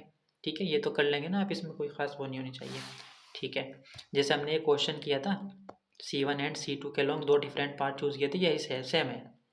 ठीक है, C1 का ये है, तो यहाँ पे सब C की इसकी वैल्यू सब लेंगे आप, एक्स वाई जेड की वैल्यू यहाँ से फाइंड आउट करेंगे। ठीक है, सेम क्वेश्चन है, आप ट्राई कर सकते हैं, कैलकुलेशन है इजी और कुछ नहीं है।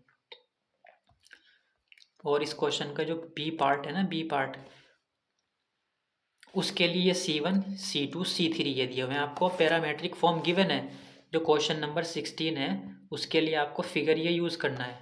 C1 का पैरामेट्रिक फॉर्म भी आपको इस कर्व की गिवन है क्वेश्चन 16 में, C2 की भी गिवन है, C3 की भी गिवन है। तो line integration over the curve C, अगर मैं C को मानूँ 0 to 1, अगर आपको पहुँचना है तो C कैन बी रिटर्न, या अगर ये C है, C can B return C1 union C2 union C3। तो f को जब आप इंटीग्रेट करोगे तो कैसे कर सकते हैं, C1 के लॉन्ग प्लस C2 के लॉन्ग और प्लस C3 के। एक तरीके से आपको 3 लाइन इंटीग्रल फाइंड आउट करने हैं, ठीक है।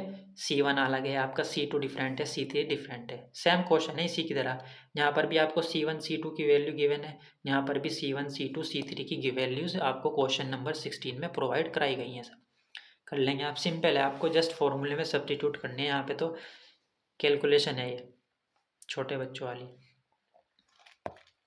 ठीक है। एक ही फॉर्मूला था यहाँ पे और कुछ खास नहीं था। किसी function F x Y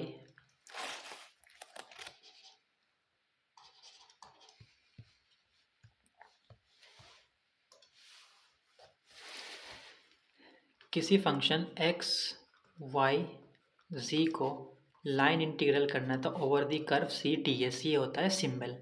line integral of a function F x Y g over the curve सी, और यहाँ पे सी का जो पैरामेट्रिक फॉर्म होती थी आर टी इक्वस टू किस फॉर्म में होती थी, एक्स आई प्लस वाई जे प्लस जेड के की फॉर्म में आपको गिवन होगी। ये टी के फंक्शन होंगे, एक्स वाई के नहीं होंगे। ये एक्स क्या है, कोई टी का फंक्शन है, वाई टी का फंक्शन है, जेड टी का फंक्शन है, आपको प्रोवाइड किया जाएगा, ठीक है। और लाइट और T lies between A to B, ये आपको क्वेश्चन में प्रोवाइड होगा। अगर पैरामेट्रिक फॉर्म नहीं दी हुई है कर्व की, कर्व कोई आपको डिफाइन कर दिया, फॉर एग्जांपल बोल दिया क्वेश्चन में कि लाइन सेगमेंट है बिटवीन दीज 2 पॉइंट्स, तो आप फाइंड आउट करेंगे लाइन सेगमेंट क्या होगा, ठीक है। 2 पॉइंट के बीच आपने देखा है क्या होता है, स्टार्टिंग में ही डायरेक्ट हमने फॉर्मूला पढ़ा था। तो अगर आपको इस फंक्शन को लाइन इंटीग्रेट करना है और दी कर्व सी, और सी की पैरामेट्रिक फॉर्म ये है, ये क्या है, कर्व सी को रिप्रेजेंट करता है इन पैरामेट्रिक फॉर्म, तो ये किसके इक्वल होता है, line integral A to B F of X की वैल्यू, वाई की वैल्यू, जेड की वैल्यू यहाँ पे सब्स्टिट्यूट करेंगे इन टर्म्स ऑफ टी, ठीक है। तो ये फंक्शन जो आएगा टी के टर्म में आएगा, एफ ऑफ आर टी बोल देते हैं यहाँ पे इसको, ऑलराइट। अगर और मैं इसको मोर जनरल लिखना चाहूँ तो सही तरीका ये होगा, एक्स टी आई कैप, वाई भी कोई टी का फंक्शन होता है यहाँ पे जे कैप, प्लस जेड भी कोई टी का फंक्शन होता है इंटू के एफ ऑफ आर टी, यानी कि यहाँ पे एक्स की वैल्यू ये सब्स्टिट्यूट कर देंगे इस फंक्शन में, वाई की वैल्यू जो यहाँ पर होगी, जेड की वैल्यू जो यहाँ पर होगी वो सब्स्टिट्यूट करेंगे, तो ये टी के टर्म में आएगा।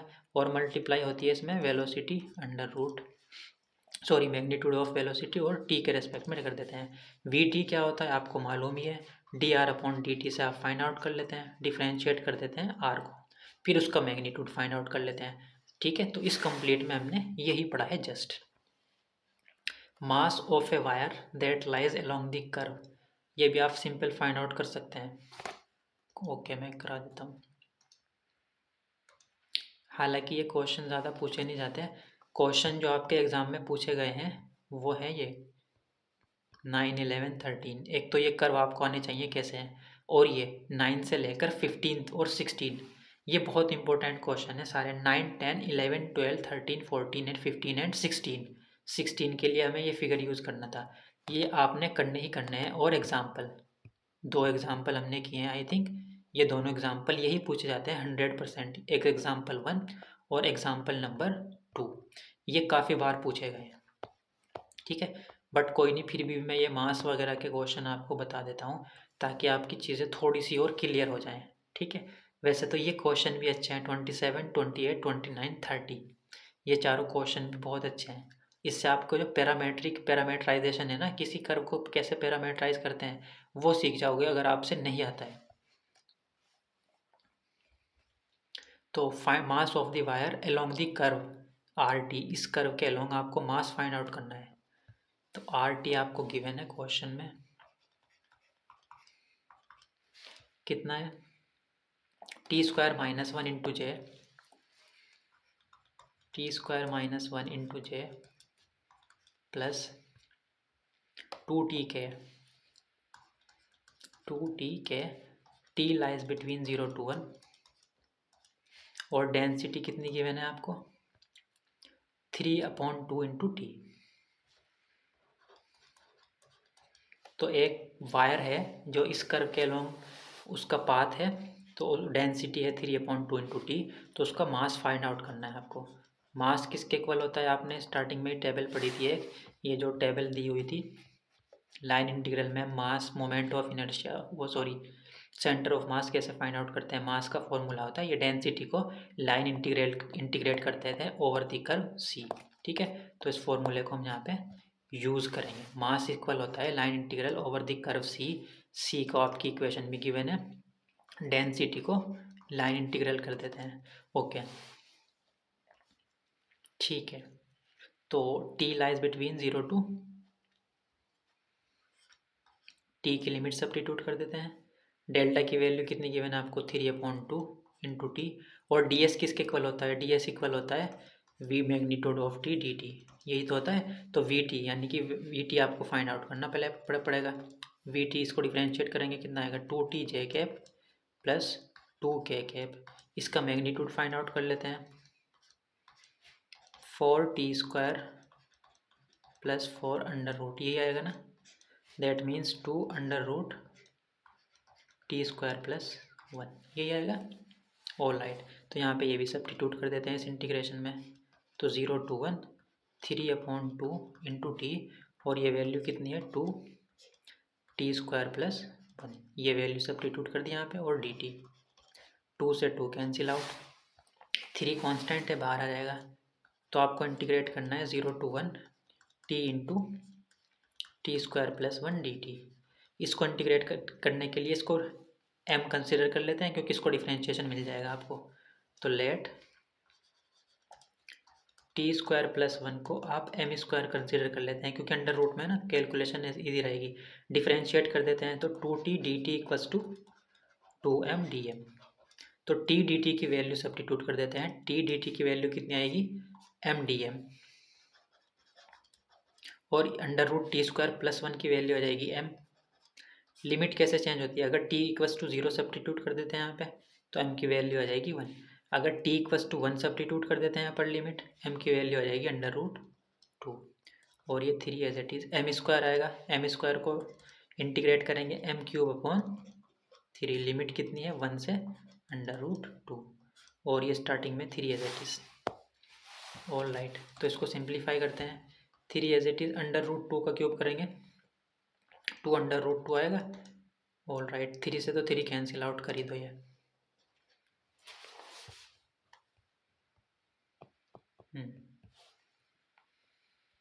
ठीक है, तो कितना रह जाएगा, m की लोअर लिमिट सब्स्टिट्यूट करते हैं। लोअर लिमिट सब्स्टिट्यूट करेंगे कितना आएगा 1, 1 का क्यूब तो 1 ही होगा ना, पहले आपने √2 सब्स्टिट्यूट किया, √2 का क्यूब 2√2 हो गया। तो ये आ गया mass of the wire. Okay, this is how we can find. तो ये सिंपल सी कैलकुलेशन थी आपकी। एक क्वेश्चन इन दोनों में से कर लेते हैं कोई। 27 आपको f को इंटीग्रेट करना है over the curve c। c किस तरह से रिप्रेजेंट कर रहा है, c है y=x² plus 2, x lie between 0 to 2। तो देखो x²/2 क्या होगा, x²/2 y=x²/2 का ग्राफ ये होता है ना पैराबोला। ओके, बट x की वैल्यू 0 to 2 है, दैट मीन्स आप ये नहीं ले सकते, x की वैल्यू निगेटिव नहीं ले सकते, 0 से 2 लेना है आपको। ये है आपका कर्व, देखो इस फंक्शन को इस कर्व के अलोंग आपको इंटीग्रेट करना है। कर्व आपका ये है इस बार, जस्ट ये कर्व, क्योंकि x की वैल्यू कितनी है 0 to 2 फिक्स कर दी है यहाँ पे, और y=x²/2 को ही तो आपने ये ड्रॉ किया है। तो इंटीग्रेट कितना होता है, line integral over the curve of a function x³ ds can be written as a to b x³ y। ठीक है, और यहाँ पे वी टी डी टी वगैरह आते हैं, तो पहले इसको पैरामेट्रिक फॉर्म में कन्वर्ट कर देते हैं सी को। तो x=t कंसीडर कर लेते हैं, तो y की वैल्यू कितनी आ जाएगी, y की वैल्यू आ जाएगी t²/2। x=t है, x 0 to 2 लाई कर रहा है, तो t भी 0 to 2 ही लाई करेगा ना। आपने इसको पैरामीटराइज करने के लिए x=t कंसीडर किया, x की वैल्यू यहाँ पे सब्स्टिट्यूट करेंगे तो y की वैल्यू आ जाएगी t²/2, और x की वैल्यू 0 to 2 थी और x t के इक्वल है तो t भी 0 to 2 t ही हो जाएगा। ठीक है, तो डायरेक्ट मैं अगर इसको इंटीग्रेट लिखूँ t में कन्वर्ट करके, t की वैल्यू कितनी है 0 to 2 आई है आपकी x क्यूब यानी कि t का क्यूब y की वैल्यू है t स्क्वायर अपॉन 2, तो 2 अपॉन में था यहाँ पे आ जाएगा। ऑल राइट, तो जो आर टी था हमारा, आर टी था वो कितना था टी आई कैप आएगा प्लस वाई की वैल्यू कितनी है t square upon 2 j cap. इसको डिफ्रेंशिएट करेंगे r dash i plus t J cap आ जाएगा। इसका मैग्नीट्यूड फाइंड आउट करेंगे, वेलोसिटी है ना, वेलोसिटी का मैग्नीट्यूड आएगा 1 प्लस टी स्क्वायर का under root, 1 plus T square का अंडर रूट, तो यहाँ पे आएगा 1 plus under root t square t T, ये आएगा कन्वर्ट होकर। टी स्क्वायर टी एक पावर कैंसिल आउट, तो 2 into T 1 plus 2 T square, तो उसी टाइप का बनना है यहाँ पे भी। नेक्स्ट क्वेश्चन में भी उसी टाइप का कुछ ये बनना है, जो भी क्वेश्चन नंबर है ये 0 to 2 बनना है, ये 2 कॉन्स्टेंट है, T into under root 1 plus T square D T, ये बनना है कुछ इस फॉर्म का। ठीक है, ये सिंपल है, कुछ खास नहीं है इनमें, जस्ट कैलकुलेशन है। ठीक है, और लाइक 28, 29 और 30 बहुत अच्छे क्वेश्चन हैं ये, अगर आप ट्राई कर सकते हो ट्राई कर लेना। और लाइट ये भी इजी है, वैसे तो अभी ये क्वेश्चन आप सभी कर सकते हो ये भी। ओके, यहाँ पे जो सी है वो देखो, पहले आप 0 से यहाँ पे गए, ये C1 कर्व है आपका, और फिर यहाँ से यहाँ पर गए। Evaluate where C is given in the accompanying figure. C curve जो है, पहले आप यहाँ से यहाँ पर आपने ट्रेवल की, फिर यहाँ से यहाँ गए, तो पहले इसको C1 मान लेते हैं और इसको C2 मान लेते हैं। C1 के लॉन्ग आपको लाइन इंटीग्रल फाइंड आउट करना पड़ेगा, C2 के लॉन्ग आपको लाइन इंटीग्रल फाइंड आउट करना पड़ेगा, उन दोनों को ऐड करना पड़ेगा। जो C है ना, ये देखो यहाँ से आप ऐसे गए, फिर वापस ओरिजिन पर आ रहे हैं। ठीक है, ये C कंप्लीट है, यहाँ पे आप यहाँ से 1 1 पर गए, 0 0 से 1 1 पर पहुँचे, फिर 1 1 से अगेन 0 0 पर, तो 2 पाथ हो गए यहाँ पे, ये C1 हो गया और ये C2 है। इसको पैरामीटराइज कैसे करेंगे, x equals to t consider कर लेंगे, तो y equals to t square आ जाएगा, टी स्क्वायर जे कैप, ये आ जाएगा आर टी C1 के लिए। अब तो आपके पास आर टी है, टी लाइज बिटवीन 0 to 1, देखो 0 to 1 के बीच, अब 1 1 से 0 0 के बीच y इक्वस टू एक्स है, तो यहाँ पे ध्यान रखना है आपको, जो x मानोगे आप 1 माइनस टी के इक्वल मानोगे आप, 1 माइनस टी प्लस वाई, और x दोनों बराबर हैं, तो 1 माइनस टी जे कैप, क्योंकि 1 1 से 0 0 जा रहे हैं। अगर यहाँ पर t की वैल्यू में 1 सब्स्टिट्यूट करता हूँ तो कितने आएगी 0। ठीक है, और y की वैल्यू कितनी आएगी, y की वैल्यू कितनी आएगी यहाँ पे, अगर t इक्वस टू 1 सब्स्टिट्यूट कर देते हैं,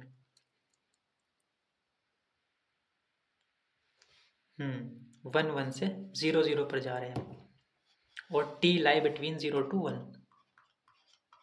हाँ अब ठीक है, देखो तो ये जो कर्व था आपका, जब आप 1 से 0 की ओर मूव कर रहे हैं, तो जो पैरामेट्रिक वो लाइन सेगमेंट आएगा, कितना आएगा वो 1 माइनस टी। ये तो आपने सीखा है ना, इसको तो मुझे बताने की ज़रूरत नहीं है ना, लाइन सेगमेंट को कैसे पैरामीटराइज करते हैं। ठीक है, ये तो लाइन सेगमेंट है, कहाँ है 1 1 से लेकर 0 तक है।